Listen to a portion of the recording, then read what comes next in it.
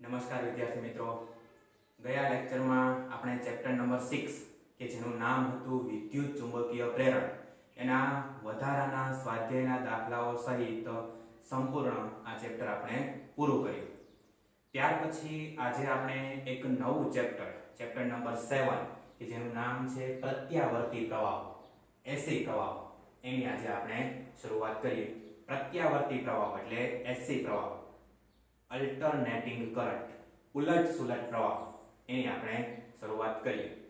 સૌપ્રથમ આપણે આ ચેપ્ટર એની પ્રસ્તાવના જોઈએ.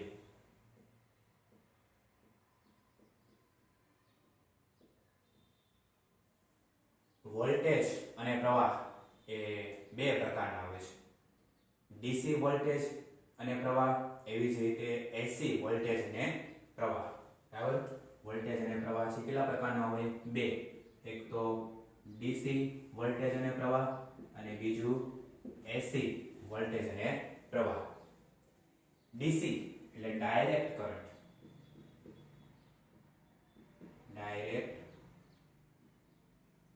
કરંટ, એસી એટલે અલ્ટરનેટિંગ કરંટ.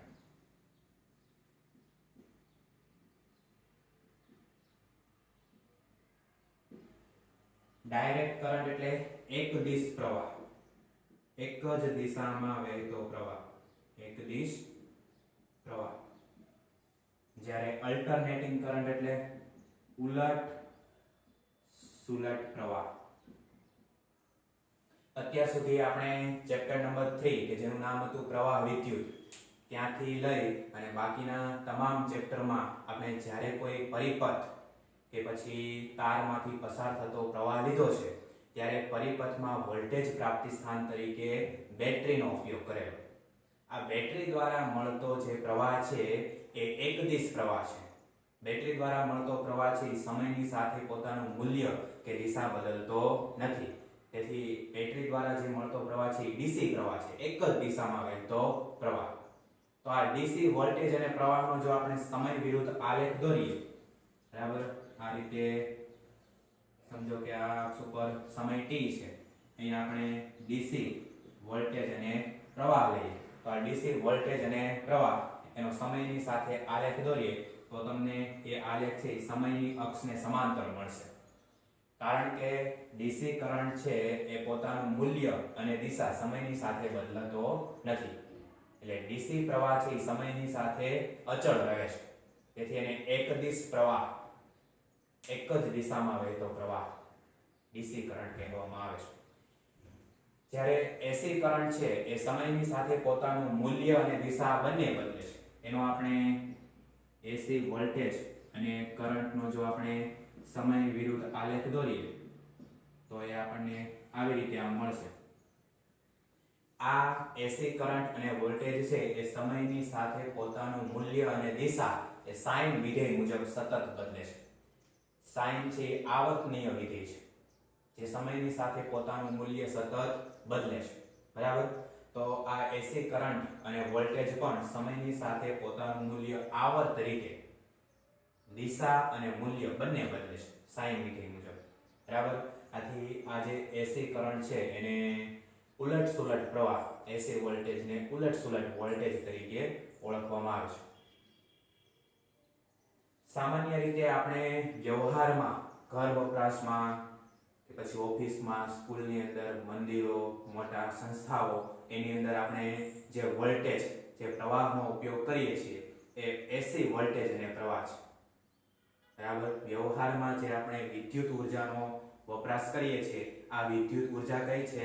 તો કે અલ્ટરનેટિંગ કરંટ અથવા અલ્ટરનેટિંગ વોલ્ટેજ, ઉલટ સુલટ પ્રવાહ, એનો આપણે ઘર વપરાશની અંદર ઉપયોગ કરીએ છીએ. કારણ કે વીજ કંપનીઓ દ્વારા વેચાતી આ વિદ્યુત ઉર્જા, એનું પ્રસારણ અને વહેંચણી આપણા ઘર સુધી જે થાય છે એ અલ્ટરનેટિંગ કરંટ સ્વરૂપે થાય છે. ઉલટ સુલટ પ્રવાહ સ્વરૂપે આ વીજ કંપનીઓ છે એ આપણા ઘર સુધી વોલ્ટેજ પહોંચાડતી હોય છે. બરાબર, તેથી આપણે ઘર વપરાશમાં જે કાંઈ વોલ્ટેજ કે વિદ્યુત ઉર્જા વાપરીએ છીએ એ કઈ છે? અલ્ટરનેટિંગ કરંટ છે.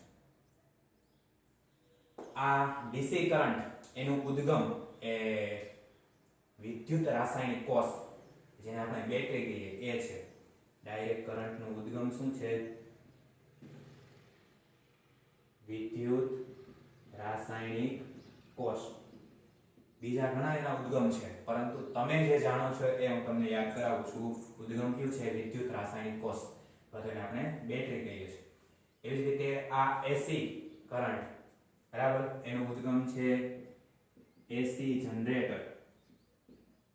ચેપ્ટર નંબર 6 ની છેલ્લી થિયરી આપણે ભણ્યા હતા એસી જનરેટર, અથવા તો 10મા ધોરણની અંદર તમે ડાયનેમો ભણી ગયા, બરાબર. ડાયનેમો 10મા ધોરણમાં તમે જનરેટર કહેતા, બરાબર. આની મદદથી આપણે એસી કરંટ મેળવી શકીએ. હવે વ્યવહારમાં આ ડીસી ની જગ્યાએ આપણે જે એસી વાપરીએ છીએ એનું કારણ શું? તો કે વ્યવહારમાં જે કાંઈ આપણે ઇલેક્ટ્રોનિક ઉપકરણોનો ઉપયોગ કરીએ છીએ એ બધા જ ઇલેક્ટ્રોનિક ઉપકરણો છે એ અલ્ટરનેટિંગ કરંટ ઉપર કાર્યરત છે. વ્યવહારમાં ડીસી ની જગ્યાએ આ અલ્ટરનેટિંગ કરંટ વાપરવાના મુખ્ય બે ફાયદાઓ છે, બે કારણ છે. પહેલું કારણ એ છે કે એસી ની સરખામણીમાં આ ડીસી છે એનો ઉત્પાદન ખર્ચ વધારે છે, બરાબર. આનો ઉત્પાદન ખર્ચ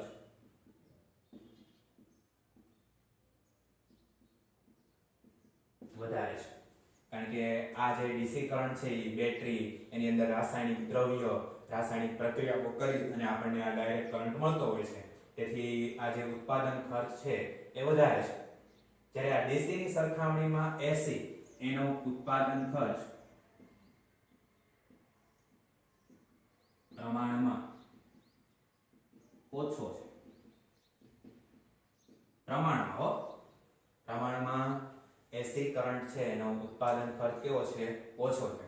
એસી ની સરખામણીમાં ડીસી એનો ઉત્પાદન ખર્ચ વધારે છે. તેથી વ્યવહારમાં ડીસી ની જગ્યાએ એસી કરંટ વાપરવાનું એક મુખ્ય કારણ કયું? તો કે એનો ઉત્પાદન ખર્ચ પ્રમાણમાં ઓછો છે. અને બીજું, ડીસી ની સરખામણીમાં એસી છે એનું ટ્રાન્સમિશન સહેલું છે. એક જગ્યાએથી બીજી જગ્યાએ આપણે આ એસી કરંટ છે એ કરકસરયુક્ત એનું પ્રસારણ કરી શકીએ. ઉર્જાના ઓછા વ્યય સાથે આપણે એક જગ્યાએથી બીજી જગ્યાએ લઈ જઈ શકીએ. જ્યારે એસી ની સરખામણીમાં ડીસી એનું ટ્રાન્સમિશન અઘરું છે. લઈ જઈ શકાય, એક જગ્યાએથી બીજી જગ્યાએ આપણે આ ડીસી નું પ્રસારણ કરી શકીએ, પરંતુ એમાં ઉર્જાનો વ્યય બધો બહુ થાય છે. જ્યારે એસી કરંટ છે એનું ટ્રાન્સમિશન સહેલું છે, તેથી એક જગ્યાએથી બીજી જગ્યાએ આપણે એનું પ્રસારણ કરાવીએ તો એમાં ઉર્જાનો વ્યય પ્રમાણમાં ઓછો થાય છે, બરાબર. તેથી વ્યવહારમાં ડીસી ની જગ્યાએ એસી વાપરવાના મુખ્ય બે ફાયદાઓ, બે કારણ એ ક્યાં છે? એક તો એનો ઉત્પાદન ખર્ચ પ્રમાણમાં ઓછો છે, અને બીજું કે એનું પ્રસારણ છે એ સહેલું છે. એક જગ્યાએથી બીજી જગ્યાએ એને આપણે સહેલી રીતે પહોંચાડી શકીએ ઉર્જાના ઓછા વ્યય સાથે, બરાબર છે. બીજી એક વસ્તુ કે આપણે વ્યવહારમાં ઘરની અંદર જે કાંઈ ઇલેક્ટ્રોનિક ઉપકરણો વાપરીએ એ બધા જ ડીસી છે. તમે જે મોબાઈલ વાપરો છો એ ડીસી છે. CD player, DVD player, TV, home theatre, આ બધા જ ઇલેક્ટ્રોનિક ઉપકરણો ડીસી છે, પરંતુ એ કાર્યરત એસી ઉપર છે. કારણ કે આપણા ઘરમાં જે પ્રવાહ આવે છે એ એસી છે, અને આ બધા વિદ્યુત ઉપકરણો છે એ ડીસી છે. તેથી એસી નું ડીસી માં રૂપાંતરણ કરવું પડે. આ એસી નું ડીસી માં રૂપાંતરણ કઈ રીતે કરી શકાય એ આપણે છેલ્લા ચેપ્ટર સેમિકન્ડક્ટર ની અંદર ભણવાના છીએ, બરાબર છે. એટલે આપણે ઘરની અંદર જે કાંઈ ઉપકરણો વાપરીએ એ બધા ડીસી છે, અને પ્રવાહ આવે છે એ એસી છે, એટલે એસી નું ડીસી માં રૂપાંતરણ કરવું પડે. અને એસી નું ડીસી માં રૂપાંતરણ કરવું ઘણું સહેલું છે. It is easy to convert AC to DC. એવું જરૂરી નથી કે ડીસી નું એસી માં કન્વર્ટ ન કરી શકાય. ડીસી નું એસી માં આપણે કન્વર્ટ કરી શકીએ, પણ એ અઘરું છે. It is too hard to convert DC to AC, બરાબર છે. એટલે આપણે એસી નું ડીસી માં છે રૂપાંતરણ સહેલાઈથી કરી શકીએ. ને બીજું કે આ જે એસી પરિપથો છે એ ઘણી બધી એવી લાક્ષણિકતાઓ ધરાવે છે કે જેનો ઉપયોગ આપણે વ્યવહારની અંદર વપરાતા ઇલેક્ટ્રોનિક્સ ઉપકરણોમાં કરીએ છીએ. ઉદાહરણ તરીકે રેડિયોની અંદર આપણું મનપસંદ રેડિયો સ્ટેશન મેળવવા માટે આપણે રેડિયોને ટ્યુન કરીએ છીએ. આ રેડિયોને ટ્યુન કરતી વખતે આપણે આ એસી પરિપથની વિવિધ લાક્ષણિકતાઓ એનો લાભ લઈએ છીએ, બરાબર છે. એટલે આ એસી પરિપથ છે એ ઘણા બધા ઉપયોગી છે વ્યવહારની અંદર. ત્યાર પછી આ ચેપ્ટરમાં આપણે અત્યાર સુધી શું કર્યું? ત્રીજા ચેપ્ટરથી લઈને બાકીના તમામ ચેપ્ટરમાં જ્યારે કોઈ પરિપથ કે તારમાંથી વહેતો પ્રવાહ આપણે લીધો છે. આ પ્રવાહને કારણે તારના બે છેડાઓ વચ્ચે વોલ્ટેજ સ્થિતિમાનનો તફાવત, પછી કોઈ શાખાની અંદર અવરોધ કેટલો છે એને માપવા માટે આપણે વોલ્ટેજ પ્રાપ્તિ સ્થાન તરીકે અત્યાર સુધી એ બેટરી એટલે કે ડીસી કરંટનો ઉપયોગ કરતા હતા. પરંતુ આ ચેપ્ટરમાં આપણે વોલ્ટેજ પ્રાપ્તિ સ્થાન તરીકે કોઈ પરિપથમાં એસી વોલ્ટેજ પ્રાપ્તિ સ્થાનનો ઉપયોગ કરીશું. આ ચેપ્ટરની અંદર આપણે કોઈ અવરોધને લાગુ પાડેલો એસી વોલ્ટેજ, કેપેસિટરને લાગુ પાડેલો એસી વોલ્ટેજ, ઇન્ડક્ટરને લાગુ પાડેલો એસી વોલ્ટેજ ના વગેરેના પરિપથો આપણે ભણીશું. ત્યાર પછી ત્રણેયને શ્રેણીમાં જોડીશું. ઇન્ડક્ટર, કેપેસિટર અને અવરોધ આ ત્રણેયને શ્રેણીમાં જોડેલા હોય ત્યારે જે પરિપથ તૈયાર થાય છે એ એલસીઆર શ્રેણી પરિપથ. આ એલસીઆર શ્રેણી પરિપથને લાગુ પાડેલો એસી વોલ્ટેજ એના પણ આપણે ચર્ચા કરીશું. ત્યાર પછી એલસી ડોલનો, આ પરિપથોના ઉપયોગો, અનુનાદની ઘટના, બરાબર, અનુનાદની ઘટના વડે આપણે રેડિયોને કઈ રીતે ટ્યુન કરી અને આપણું મનપસંદ સ્ટેશન મેળવી શકીએ છીએ વગેરે બાબતોનો અભ્યાસ એ આપણે આ ચેપ્ટરની અંદર કરવાના છે.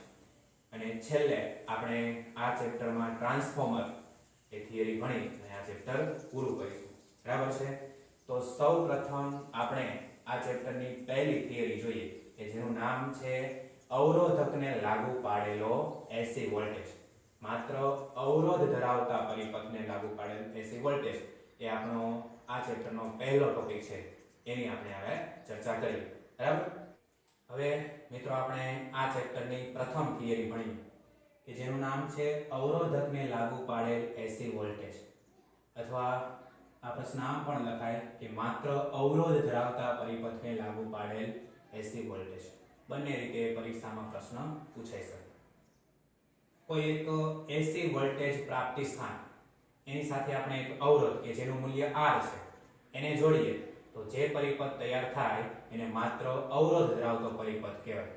આકૃતિમાં દર્શાવ્યા પ્રમાણે કોઈ એક એસી વોલ્ટેજ પ્રાપ્તિ સ્થાન એની સાથે આપણે એક અવરોધ જોડીએ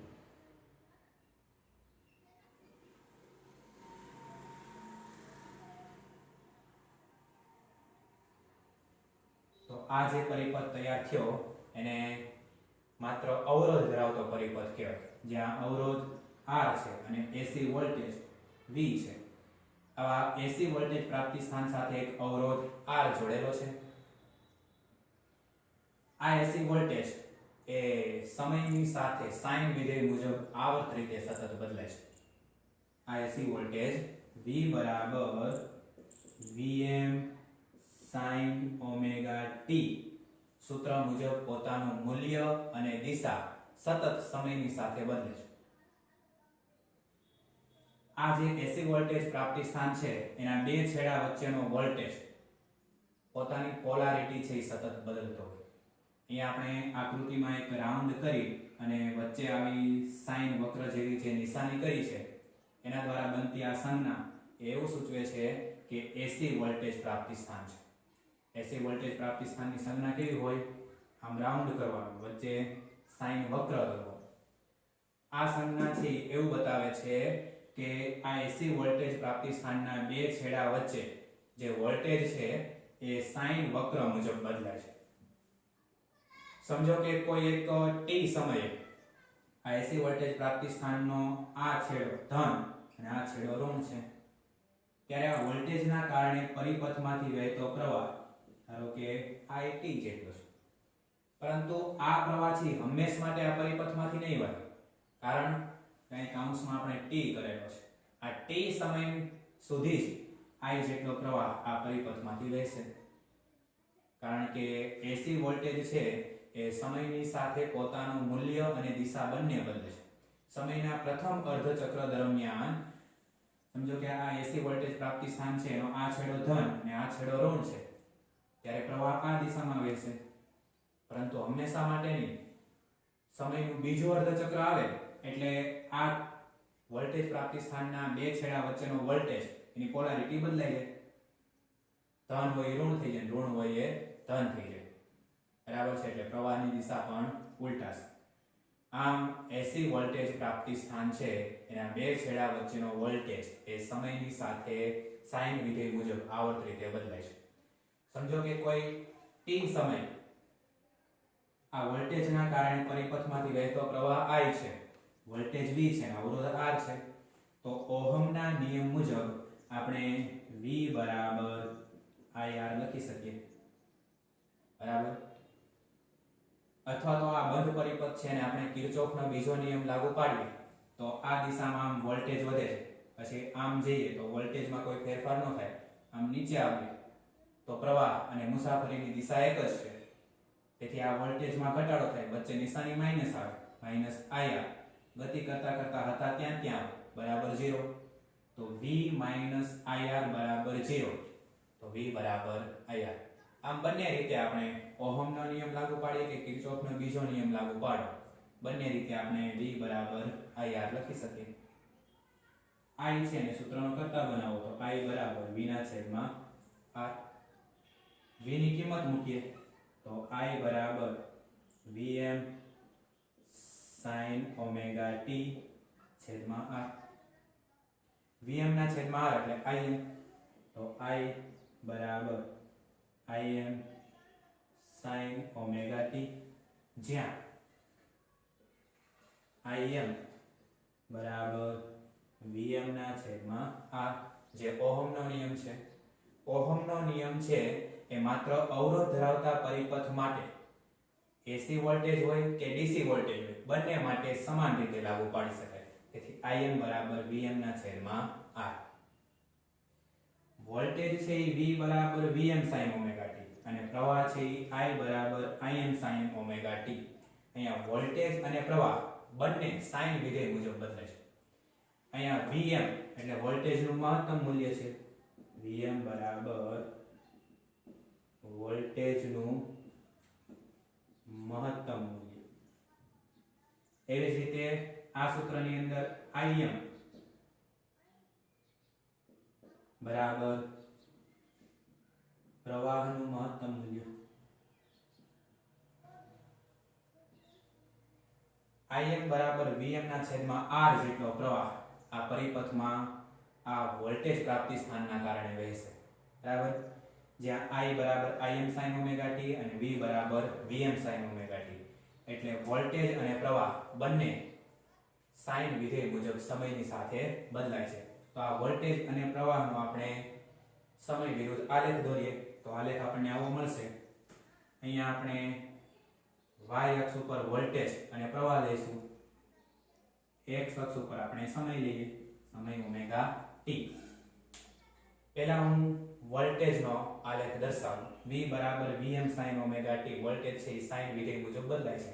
અહીંયા આપણે 0 થી ચાલુ કરીએ તો આલેખ મને કંઈક આવો મળશે.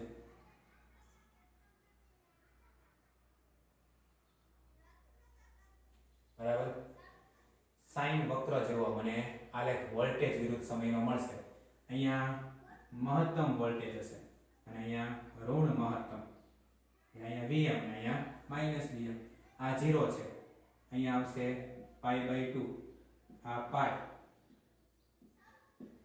3π/2 અને અહીંયા 2π. આમ વોલ્ટેજ શરૂઆતમાં શૂન્ય હશે, પછી મહત્તમ થશે, ફરી પાછો શૂન્ય, ઋણ મહત્તમ અને શૂન્ય. આ રીતે આમ સમયની સાથે સાઇન વિધેય મુજબ વોલ્ટેજ બદલાશે. હવે આ સૂત્રમાં R greater than 1 હોય એટલે કે અવરોધનું મૂલ્ય છે R કરતા વધારે હોય તો અહીંયા R છેદમાં છે, Vm બરાબર Im છે, તો આ છેદ વધારે હોય તો વોલ્ટેજ કરતા પ્રવાહ છે એ નાનો થાય. પરંતુ વોલ્ટેજ છે એની જેમ જ પ્રવાહ એ સાઇન વિધેય મુજબ બદલાય છે. ભલે વોલ્ટેજ છે પ્રવાહ કરતા વધારે હોય અને પ્રવાહ છે વોલ્ટેજ કરતા નાનો હોય, તેમ છતાં આ પ્રવાહ છે એનો આલેખ આપણે આની અંદર દર્શાવી શકીએ, કારણ કે પ્રવાહ છે એ સાઇન વિધેય મુજબ બદલાય છે, બરાબર. તો આ પ્રવાહનો આલેખ આપણે આની અંદર બતાવીએ તો એ આવી રીતે આવશે.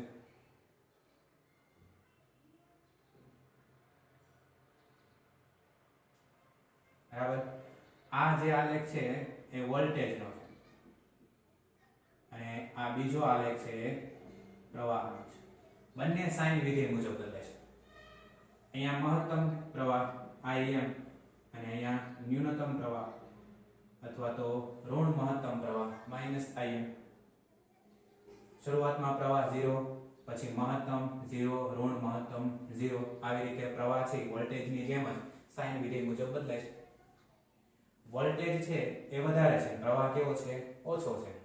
તેથી એક જ ગ્રાફ પેપર ઉપર આ બંનેના આલેખ દર્શાવવો હોય તો આવી રીતે દર્શાવી શકાય.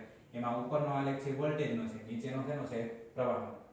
અહીંયા વોલ્ટેજ અને પ્રવાહ બંને એક સાથે શૂન્ય, બંને એક સાથે મહત્તમ, બંને એક સાથે લઘુત્તમ, બંને એક સાથે શૂન્ય, આવી રીતે આમ સમયની સાથે બંને એક જ સાથે બદલાય છે. તેથી માત્ર અવરોધ ધરાવતા પરિપથ માટે વોલ્ટેજ અને પ્રવાહ બંને સમાન કળામાં છે એમ કહેવાય. આ વાત ખાસ યાદ રાખવી કે માત્ર અવરોધ ધરાવતા પરિપથ માટે વોલ્ટેજ અને પ્રવાહ સમાન કળામાં છે. જો વોલ્ટેજ અને પ્રવાહ બંને સમાન કળામાં હોય તો એમની વચ્ચેનો જે કળા તફાવત છે એ કેટલો થાય? શૂન્ય થાય. કળા તફાવત શૂન્ય થાય.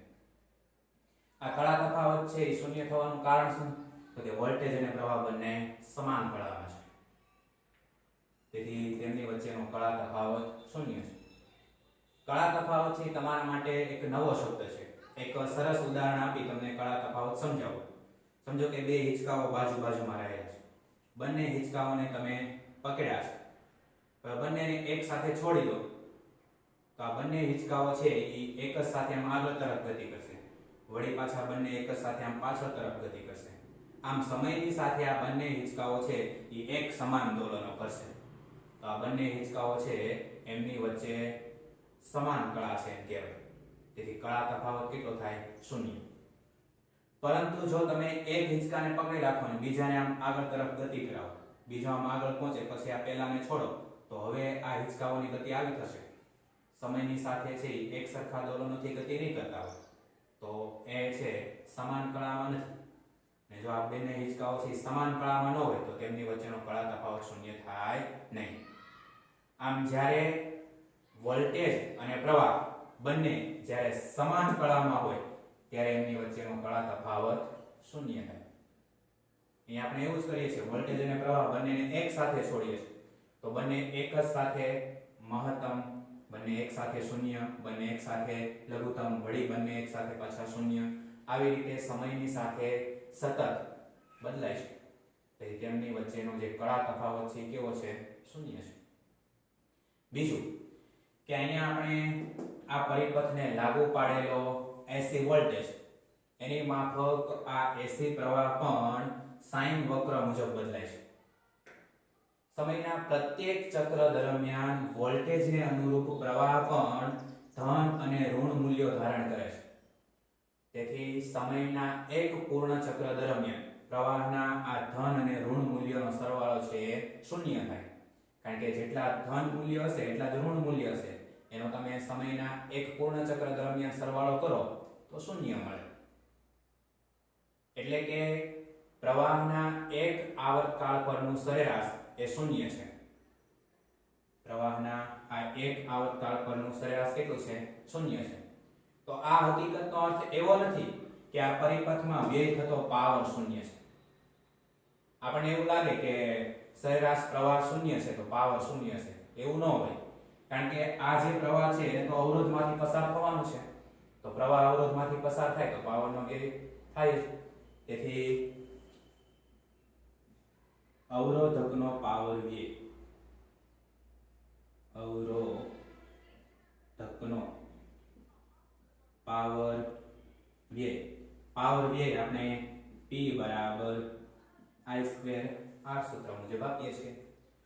માત્ર અવરોધ ધરાવતા પરિપથમાં અથવા તો અવરોધકનો જે પાવર વ્યય છે એ P બરાબર I² R જેટલો હશે.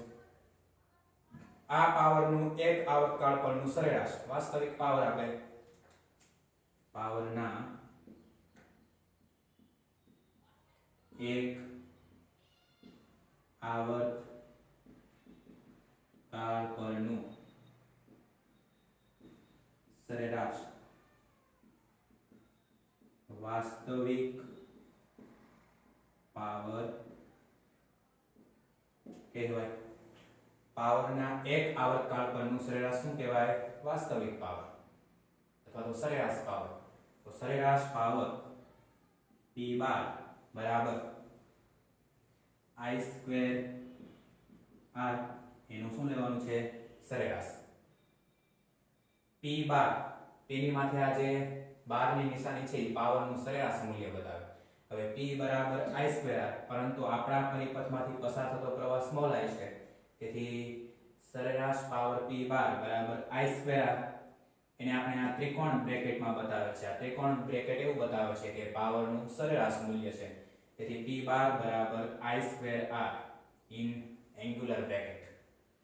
હવે આ I એના બરાબર Im sin ઓમેગા t લખી શકાય, પરંતુ અહીંયા I સ્ક્વેર છે, તેથી Im square sin square omega t કિંમત મૂકીએ તો P બાર બરાબર I square m sin square omega t into r. શું કર્યું આપણે?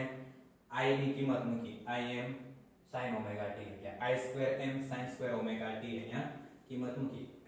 પરંતુ આ જે સરેરાશની અંદર આ કિંમત છે એમાંથી I સ્ક્વેર m અને r એ અચળ છે, એનો આપણે સરેરાશ મળે નહીં, તેથી એને આપણે સરેરાશની બહાર કાઢીએ તો P બાર બરાબર I square m into r એ અચળ છે એટલે સરેરાશની બહાર. તો કૌંસમાં શું વધશે? sin square omega t. માત્ર sin સ્ક્વેર ઓમેગા t નું સરેરાશ મળે, કારણ કે અહીંયા વોલ્ટેજ અને પ્રવાહ છે sin વિધેય મુજબ બદલાય છે, એટલે એનું જે સરેરાશ છે એ આપણને મળશે sin સ્ક્વેર ઓમેગા t અનુસાર.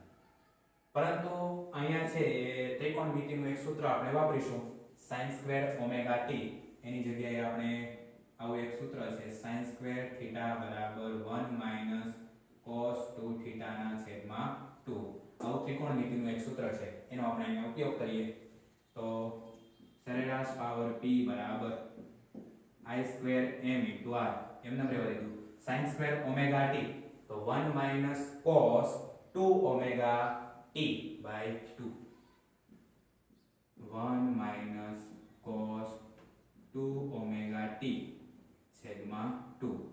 અહીંયા આપણે શું કર્યું છે? sin સ્ક્વેર ઓમેગા t એની જગ્યાએ આ ત્રિકોણમિતિનું સૂત્ર વાપર્યું છે. અહીંયા 2 થીટાની જગ્યાએ આપણી પાસે ઓમેગા t છે, એટલે આપણે અહીંયા ઓમેગા t લખ્યું. તેથી sin સ્ક્વેર ઓમેગા t એની જગ્યાએ આપણે 1 minus cos 2 omega t by 2 લખી શકીએ. હવે અહીંયા છેદમાં 2 છે, એને આપણે અલગ અલગ અંશ આપી દઈએ. હવે રીતે લખાય P બાર બરાબર I square m into r 1 by 2. આ 2 છે એ એકના છેદમાં જવા દીધા, માઈનસ cos 2 ઓમેગા t છેદમાં 2. પરંતુ cos 2 ઓમેગા t એનું સરેરાશ તો 0 થાય. cos 2 ઓમેગા t એનું સરેરાશ કેટલું થાય? 0. શું કામ? તો કે cos છે એનો વિસ્તાર -1 થી 1 છે, એટલે cos વિધેયનું એક આવર્તકાળ પરનું સરેરાશ 0 થાય, તેથી cos 2 ઓમેગા t આપણે 0 લખીશું. આ કિંમત આની અંદર મૂકો તો આપણને સમીકરણ આવું મળશે P બાર બરાબર I square m r 1 by 2 minus cos 2 omega t એટલે 0 છેદમાં 2 એટલે 0. 1 બાય 2 એનું સરેરાશ 1 બાય 2 થાય, તેથી P બાર બરાબર I square m into r છેદમાં 2. આ આપણને AC વોલ્ટેજ પ્રાપ્તિ સ્થાન માટે સરેરાશ પાવરનું સૂત્ર મળ્યું. P બાર બરાબર I સ્ક્વેર m r ના છેદમાં 2. પરંતુ આપણે જો DC વોલ્ટેજ લાગુ પાડેલો હોય ત્યારે જે પાવર મળે છે આવો મળે છે P બરાબર I square r. DC voltage હોય ત્યારે પાવર આવો મળે P બરાબર I સ્ક્વેર r. તો AC વોલ્ટેજ માટે આપણે આવો પાવર જોતો હોય P બરાબર I સ્ક્વેર r જેવો, તો શું કરવું પડશે? તો કે પ્રવાહનું એક વિશિષ્ટ મૂલ્ય વ્યાખ્યાયિત કરવું પડે. પ્રવાહના આ વિશિષ્ટ મૂલ્યને RMS મૂલ્ય કહેવાય. આપણે AC વોલ્ટેજ પ્રાપ્તિ સ્થાન માટે DC વોલ્ટેજ પ્રાપ્તિ સ્થાનમાં જેવો પાવર મળે છે P બરાબર I સ્ક્વેર r જેવો, એવો જ પાવર જો આપણે આ પ્રાપ્તિ સ્થાન માટે મેળવવો હોય તો અહીંયા આપણે પ્રવાહ છે એનું એક વિશિષ્ટ મૂલ્ય વ્યાખ્યાયિત કરવું પડે અને પ્રવાહના આ વિશિષ્ટ મૂલ્ય એને RMS કહે છે. શું કહેવાય?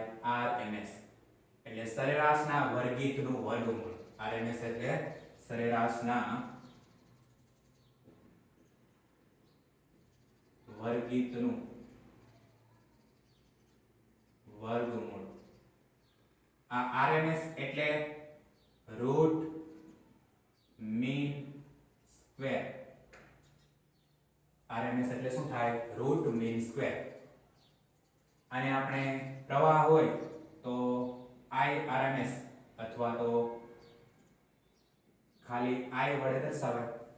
પ્રવાહનું RMS મૂલ્ય એટલે IRMS અથવા તો માત્ર I વડે બતાવે. આ જે IRMS છે એને અસરકારક પ્રવાહ કહેવાય. શું કહેવાય? અસરકારક પ્રવાહ. કોઈ પણ રાશિના વર્ગના સરેરાશનું વર્ગમૂળ એ તે રાશિનું આપણને શું આપે છે? RMS મૂલ્ય આપે છે. ખાસ વ્યાખ્યા યાદ રાખવી. કોઈ પણ રાશિના વર્ગના સરેરાશનું વર્ગમૂળ RMS મૂલ્ય કહેવાય અથવા તો RMS કહે છે. બરાબર. અહીંયા આપણે પાવર છે એ DC પાવર જેવો મેળવવો છે AC વોલ્ટેજ પ્રાપ્તિ સ્થાન માટે. તો આપણે કોનું RMS મૂલ્ય લેશું? પ્રવાહનું. તો પ્રવાહનું RMS મૂલ્ય લેવા માટે શું કરવું પડે? તો કે પ્રવાહનો સ્ક્વેર કરવો પડે, એનું સરેરાશ લેવું પડે, એનું વર્ગમૂળ કાઢવું પડે, ત્યારે આપણને પ્રવાહનું RMS મૂલ્ય મળે. તેથી આપણે અહીં પ્રવાહનું RMS મૂલ્ય આવી રીતે લખી શકીએ. IRMS બરાબર પ્રવાહનું લેવું છે તો પ્રવાહ I એનો શું કરવાનો? સ્ક્વેર, પછી બંને બાજુ એંગ્યુલર બ્રેકેટ એટલે સરેરાશ, અને એનું આપણે શું કરવું પડે? વર્ગમૂળ. તો આ આપણને મળી ગયું પ્રવાહનું RMS મૂલ્ય. પ્રવાહ, એનો વર્ગ, એનું સરેરાશ અને એનું વર્ગમૂળ એ આપણને શું આપે? IRMS મૂલ્ય આપે. આવી જ રીતે તમારે વોલ્ટેજનું RMS મૂલ્ય લેવું હોય તો વોલ્ટેજ એનો તમારે વર્ગ કરવાનો, એનું સરેરાશ કરવાનું અને વર્ગમૂળ કાઢવાનું. તો આપણને વોલ્ટેજનું RMS મૂલ્ય VRMS મળે. પ્રવાહનું RMS IRMS બરાબર root of angular bracket in I square. હવે આપણે અહીંયા I ની કિંમત મૂકીએ. શું છે? Im sin omega t. તો IRMS બરાબર રૂટ ઓફ સરેરાશ I સ્ક્વેર. તો શું થશે? I square m sin square omega t. I square m sin square omega t. આવું આપણને મળે. પરંતુ આપણને ખબર છે કે I સ્ક્વેર m એ અચળ છે તો એને સરેરાશની બહાર લખવું પડે. તેથી IRMS બરાબર વર્ગમૂળમાં I સ્ક્વેર m સરેરાશની બહાર, તો સરેરાશમાં શું વધશે? sin square omega t. અને આ sin સ્ક્વેર ઓમેગા t એનું સરેરાશ કેટલું મળે? 1/2. કારણ કે હમણાં જ આપણે મેળવ્યું sin સ્ક્વેર ઓમેગા t એની જગ્યાએ 1 - cos 2 ઓમેગા t/2. તો અહીંયા આપણને શું મળે? 1/2. એટલે ફરીથી આપણે ગણતરી નહીં કરીએ, direct sin square omega t એટલે શું લખી નાખવાનું? 1/2. તો વર્ગમૂળમાં I સ્ક્વેર m into 1/2. વર્ગમૂળમાં આપણે શું લખ્યું? I square m into 1/2. અહીંયા વર્ગ અને વર્ગમૂળ દૂર કરીએ તો આપણને શું મળશે? Im by √2. કોના બરાબર મળે છે? IRMS. IRMS મૂલ્ય કેટલું મળ્યું? IRMS બરાબર Im ના છેદમાં √2. આવી જ રીતે આપણે VRMS મેળવી શકીએ. વોલ્ટેજ, એનો વર્ગ, એનું સરેરાશ ને વર્ગમૂળ. પરંતુ એ બધી જ ગણતરી આપણે અહીંયા નહીં કરીએ, ડાયરેક્ટ લખી નાખીશ VRMS બરાબર Vm ના છેદમાં √2. આ જ રીતે ગણી શકાય. અહીંયા આપણે VRMS બરાબર બ્રેકેટ સરેરાશની અંદર શું લખવાનું? V ની જગ્યાએ Vm sin ઓમેગા t મૂકો. તો તો જેવી રીતે Irms બરાબર Im ના છેદમાં √2 મળ્યું એવી જ રીતે Vrms બરાબર Vm ના છેદમાં √2 મળે. હવે આ જે Irms બરાબર Im ના છેદમાં √2 છે એને બંને બાજુ વર્ગ કરીએ તો આવી રીતે લખાય I સ્ક્વેર Rms બરાબર Im સ્ક્વેર બાય 2. ખ્યાલ આવ્યો? Irms બરાબર Im બાય √2 છે, બંને બાજુ આપણે વર્ગ કર્યો તો શું થાય? I સ્ક્વેર Rms બરાબર I સ્ક્વેર m અને √2 નો વર્ગ 2 થાય. આ જે કિંમત છે ને આની અંદર મૂકીએ તો p બાર બરાબર I સ્ક્વેર m બાય 2 છે, તો I સ્ક્વેર m બાય 2 એટલે શું લખાય? I square Rms. તો આ સૂત્રની અંદર p બાર બરાબર I સ્ક્વેર m બાય 2 એટલે I square Rms into r. તો આ જે સમીકરણ છે એ આપણને જેવું DC ની અંદર પાવરનું મળે છે એવું જ આપણને AC ની અંદર પાવરનું મળ્યું. અહીંયા તમે RMS ન લખો તો ચાલે, કારણ કે RMS મૂલ્યને IRMS અથવા તો I વડે બતાવાય. તો p બાર બરાબર I સ્ક્વેર RMS એની જગ્યાએ તમે માત્ર I સ્ક્વેર R લખો તો જેવું તમને DC ની અંદર પાવરનું સૂત્ર મળે છે એવી જ રીતે AC ની અંદર પાવરનું સૂત્ર એવું જ મળી ગયું આપણને. તેથી p બાર બરાબર I સ્ક્વેર RMS આના બરાબર આપણે v સ્ક્વેર RMS ના છેદમાં r પણ લખી શકીએ. p બાર બરાબર શું લખાય? v સ્ક્વેર RMS ના છેદમાં r. કારણ તો કે Im બરાબર શું છે? Vm ના છેદમાં r. Im બરાબર Vm ના છેદમાં r. તો બંને બાજુ તમે √2 વડે ભાગો તો Im બાય √2 એટલે શું લખાય? Irms. હવે આ I square RMS into r છે, r વડે ગુણો અને ભાગો તો I સ્ક્વેર RMS છેદમાં r. તો I સ્ક્વેર RMS છેદમાં r એટલે v સ્ક્વેર RMS અને છેદમાં r વડે ભાગ્યા એટલે r. બરાબર છે? આ જે સમીકરણ છે એને હું આવી રીતે લખું છું p બાર બરાબર I સ્ક્વેર RMS. આ r છે તો r વડે ગુણીએ છે ને r વડે આપણે શું કરીએ? ભાગીએ. સમજાય? તો p બાર બરાબર I સ્ક્વેર RMS r વડે ગુણ્યા અને r વડે ભાગ્યા તો I square RMS into r square તો v સ્ક્વેર RMS થાય, કારણ કે v બરાબર ir. તો અહીંયા આપણે શું લખી શકીએ? p બાર બરાબર v સ્ક્વેર RMS ના છેદમાં r. બરાબર? તો અહીંયા આપણે p બાર બરાબર v સ્ક્વેર RMS ના છેદમાં r પણ લખી શકીએ. તો આ છે માત્ર અવરોધ ધરાવતા પરિપથને લાગુ પાડેલ AC વોલ્ટેજ. તમામ સૂત્રો છે એ યાદ રાખવાના છે. તમને માત્ર પ્રશ્ન એવો પૂછાય કે RMS મૂલ્ય એટલે શું અને પાવરના RMS સૂત્ર મેળવો તો અહીંથી લખવાનું, આ બધા જ પાવરના સૂત્રો તમારે લખવાના. બરાબર? પરંતુ એવું પૂછાય કે માત્ર અવરોધ ધરાવતા પરિપથને લાગુ પાડેલ AC વોલ્ટેજ આકૃતિ દોરીને સમજાવો તો તમારે આકૃતિ દોરવાની, વોલ્ટેજ અને પ્રવાહના સૂત્રો લખવાના, વોલ્ટેજ અને પ્રવાહ વિરુદ્ધ સમયનો આલેખ દોરવાનો, દરેક સૂત્ર આ બધી જ ગણતરી છે તમારે સૂત્ર સહિત લખવાની. બરાબર છે? તો આ છે અવરોધકને લાગુ પાડેલ AC વોલ્ટેજ. પરીક્ષાની અંદર પૂછાઈ શકે. બરાબર? IMP પ્રશ્ન છે, ખાસ યાદ રાખો. આવી જ રીતે હવે આપણે આવતા લેક્ચરની અંદર અહીંયા આપણે ઇન્ડક્ટર જોડીશું તો માત્ર ઇન્ડક્ટર ધરાવતા પરિપથને લાગુ પાડેલ AC વોલ્ટેજ.